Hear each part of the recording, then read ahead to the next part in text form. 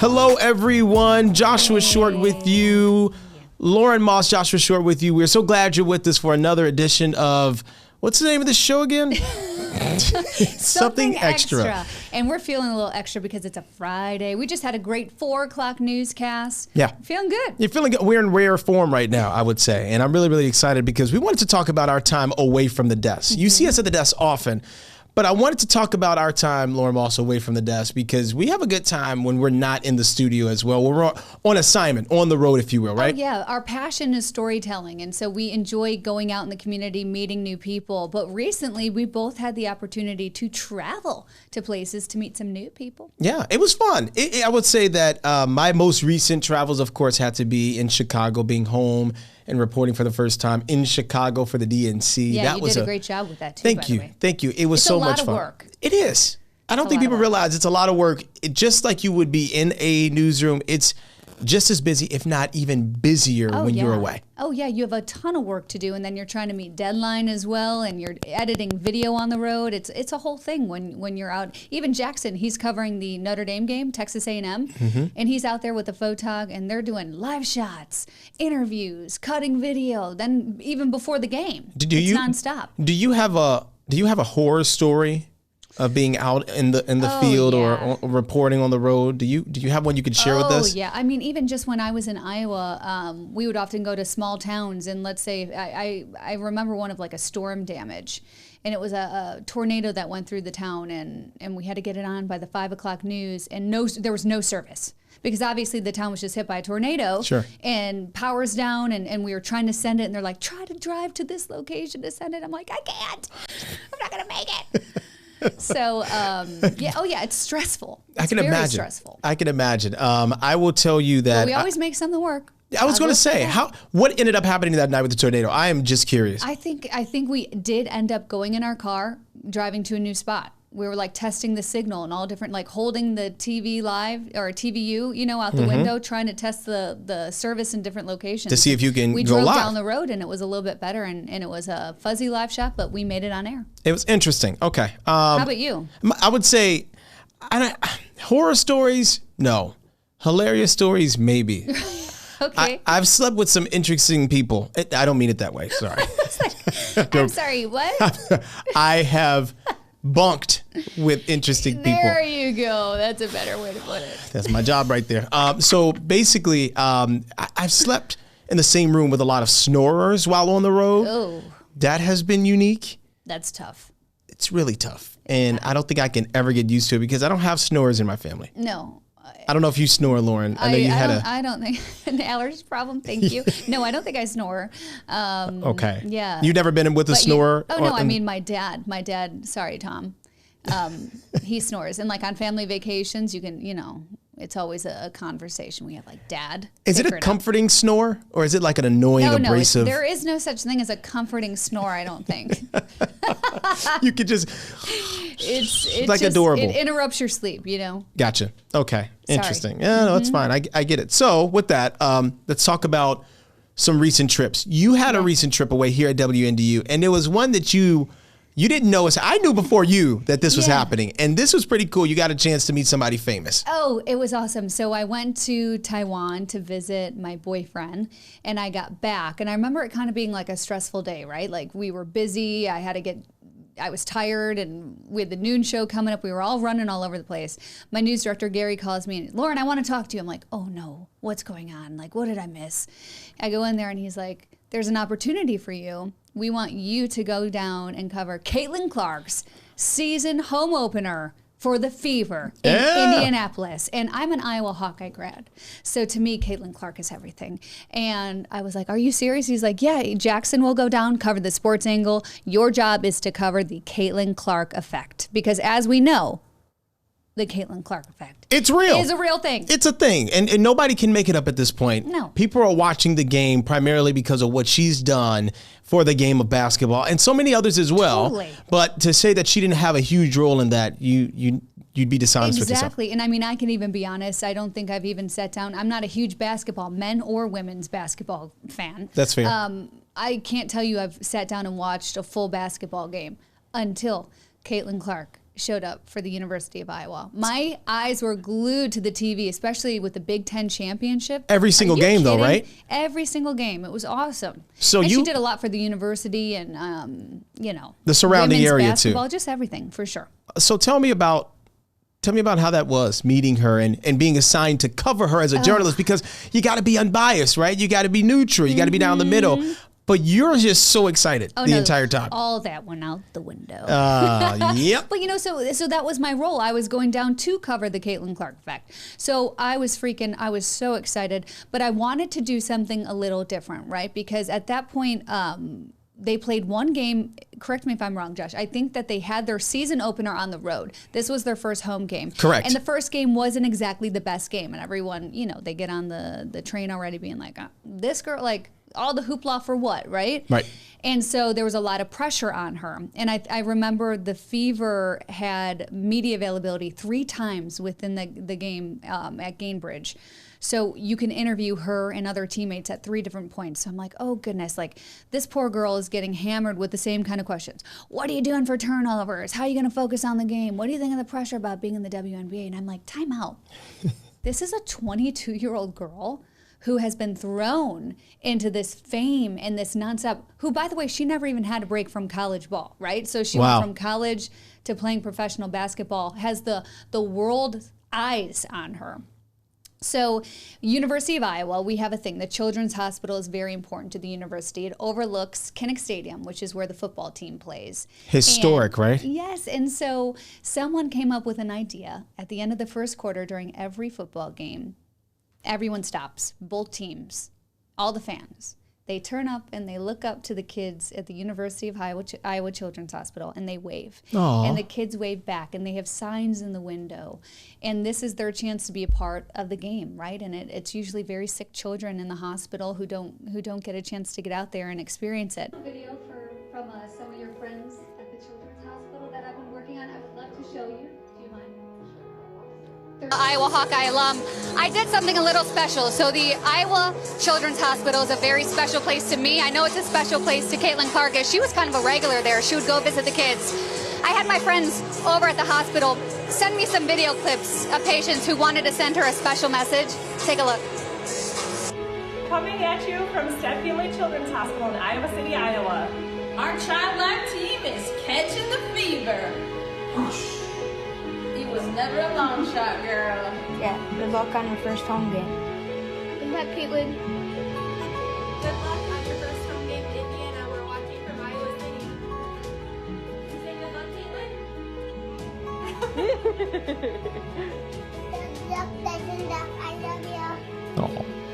Oh, that's cute. Oh, what was her reaction? I think it was really genuine. I think she maybe appreciated like a human moment because, Josh, as I told you, it's like at the end of the day, this is a 22-year-old young woman, just graduated college, is thrown into this crazy world. Regardless of how she plays, win or lose, she's bringing a lot of joy to people. And I wanted to show her that, like, hey, you know, these kids are having a bad day, but look at how happy like you are making them, and you're playing basketball, and you are making their day, and they just want to say good luck to you. That's a great connection. That's a great story. You know, those college networkings, they run deep, and I'm proud of what she's done for the university for women's basketball, and like I said, regardless, win or lose, she's got a lot of love and support her way. Okay, let's talk about it. Okay, now you. So I just came back from Chicago, and Lauren Moss, I did it. You were busy. Yeah, your whole Facebook page. How many celebrities did you meet? No, it was so weird. It was so strange because you know when you're assigned something, you are knee deep in paperwork, trying to prepare, trying to plan, trying to make sure you are where you need to be mentally and emotionally to tell the story. And so that's what I was doing. I was making sure that the political side of everything that was happening and everything we were prepping for that week was sound and as updated as possible. And then you go to Chicago and you realize everything that you prepared for, you can throw it out the window. Right. That's what I wasn't prepared for. Listen, and that's how live shots go, right? Like you go with the flow. And that was the entire time. And so the highlight of my trip was the honor of a lifetime to meet Lester Holt. You know this. I've always wanted to meet Lester Holt. Iconic. His voice, welcome to Dateline. Like that. I've always wanted to meet the man behind the voice. He is the face of NBC News. Yeah, he is. Yeah. And so he's America's anchor, right? Exactly. So for me, that was really cool. And I have video of that and I want to show you guys. This is the picture right here of Lester and I meeting initially. And I have to tell you the backstory in a second of exactly how that happened, how that came to be. We're in a trailer that we technically don't have clearance to be in, but the people at NBC News were so kind to us that me, my assistant news director, Lauren Moss, we snuck in a trailer. Oh, you broke a little bit of rules. We bended them. In the name of news. In the name of the story. That's the point. So we ended up in this trailer, and eventually I had a decision to make. I had to be on air with you by 4 o'clock. Right. And that's 3 Central Time. So I have a much smaller window, but we had to make it happen. He had to make it work. This is your one, not your one chance. I do No, believe you're right. You'll get to see him again. No, because you are so talented. But that is you in the moment. That is your chance. Yes. You got to take it. And that's what Just we like did. I did with Caitlin. Yes. You see an opportunity, it's like it's now or never. Anyways, we get into the area where Lester is, and he's not there. But I'm looking around this trailer, and I see a name behind me, and it says Lester Holt. Wow. And I wasn't going anywhere, Lauren Moss, until I saw Lester come in. Oh, I don't blame you. So it's about 3:40, your time, Eastern time. Yeah, and you're on TV in 20 minutes with me. Exactly. So I got a decision to make. Either run back through the United Center, get on an elevator, which takes about 5 minutes to come down and then 2 minutes to go up, and miss my live hit with you, or do I call in some reinforcements? So what I did was I said, hey, Don, you need to come outside because, Yeah. I'm not leaving. We're going to cover something outside. Yeah, I'm not leaving. You got to come outside because, and so Don adjusted, our photographer, and he adjusted. And long story short, he comes out and I am waiting. It's hitting on 3:45 Eastern. I am just sweating. Lauren Moss, I'm sweating in places I'm not proud of. Oh, And so, no, not that visual. yeah, so I'm there and But I get it. I'm sitting there and all of a sudden, you guessed it, I am texting my assistant news director, and I have proof. I said, I smell his aura. He's on the grounds. I knew he was close to that trailer. And he walked in. Within 10 seconds of me sending that text, the great Lester Holt walked in. Yes. He walked into the trailer, and I heard the iconic voice, the Dateline. This Good is evening. Dateline. Yeah. Good evening. I'm Lester Holt. Lester Holt. Yeah, that's the voice, Yep. right? Even you know it, right? Oh, All yeah. news people know it. Yes. And I said, this is our chance. So I whispered to Karen, my assistant news director, who, by the way, thank you so much for telling me to knock on the door to get in the trailer. Yeah. And I leave. And as I leave, I say, oh, Lester. And he looks at me like, who? Like in the- casual. Yeah. But see, that's the confidence. It's the confidence. You had to go in there like you knew the guy. Yep. So I went in there, and I already went in there with this pretense of, oh, look, this producer who was the Meet the Press producer I met earlier in the day who said, hey, you can just knock on the door and come in. I name dropped him in order to get in the trailer. Smart. So I had to act like I belonged there, right? Oh, yeah. So that's what happened. I met Lester Holt in the trailer, and it was awesome. Yay. And Can you hear this? I think so, yes. And it's appreciated because it was unreal. It was like meeting your biggest, it was like meeting Totally. Caitlin Clark for you, right? Yeah. I mean, and Lester, too, as journalists, he's someone we look up to, right? Like he is an incredible journalist, an incredible anchor, storyteller. Yeah.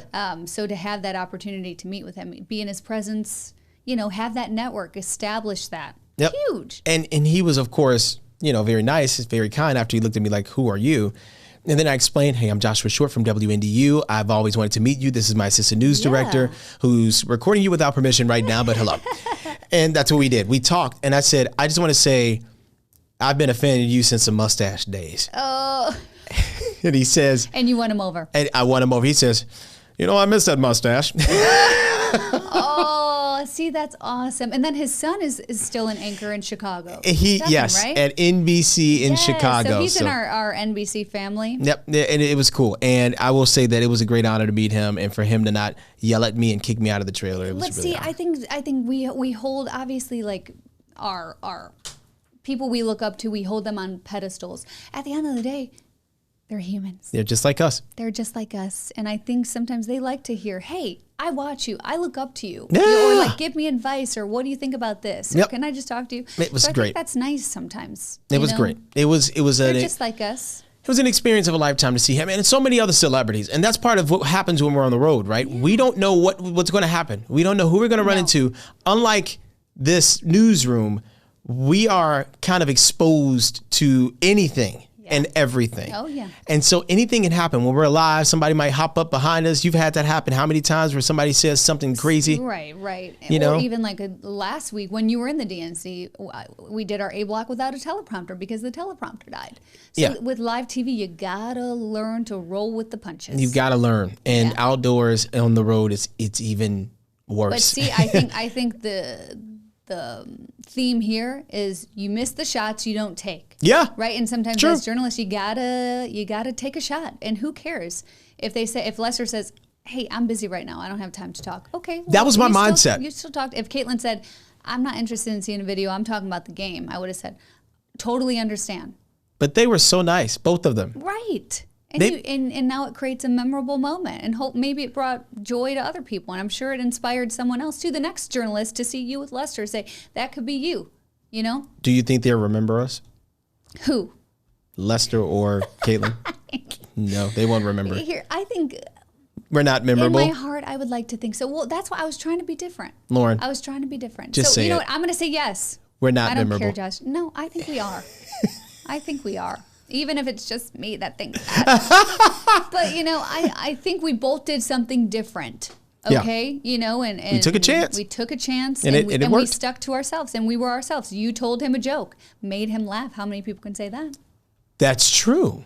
Mm-hmm. That's a good point. Like I said, I just wanted to show her a special video. And Josh, I'm not kidding. I was editing that while she was answering other questions. Like my friend Taylor from the hospital was sending me, here's another one. I'm like, oh gosh, can I get this in? Like I was trying to make it the best thing that I could show her, right? Oh my goodness. And it was coming down to the last minute, but you roll with it. I'm happy. I'm happy that it happened for you. I'm happy it happened for you too. Listen, at this point, I think we need to just expect the best when we are assigned to things outside of this building and just take the shot. Take the shot. And I think it's even with people in our community too. It's great to get out there and just talk with people. You realize a lot, like everyone has a story to tell. That's true. And those are our stories for this week. I think that brings some people at home somewhat. I mean, it peels back the curtain a little bit, right? It just shows people that, we're cool to you, but there are people who are way cooler than us. Yes. Yeah. And shoot your shot. If you see us, come say hi. Always say hi. Don't be a creep. No, don't be a creep. But I love the interactions with when people come up and say, hey, I enjoy watching you and Josh. Same. You know, or Josh. Yeah, I get a kick out of that. I'm like, thank you. It's nice to hear that because all we see is a camera. But we do our jobs to hopefully connect with you at home, to deliver you the news and tell you what's going on. So we like to hear feedback like that. Because I think that live real-time feedback, it says a lot about, one, what we do every day, but the fact that it's appreciated by so many people out there. Yes. Yeah. That's it. That's a good point. All right. Well, I think that does it for us this week because we got to do the 6 o'clock news. We've got to do the 6 o'clock news coming up. Otherwise, you guys will be calling us for a different reason. We appreciate you guys listening. This is fun. I love doing these podcasts. I liked this theme this week. This theme was cool. Like I said, was fun. We've met people that are better than us. Is that the theme? Yes. And shoot your shot. Shoot your shot. Shoot your shot. Don't be a creep like I did to Lester in his trailer. We appreciate you guys watching. We'll see you guys next time. Hey, thank you. Bye, you guys.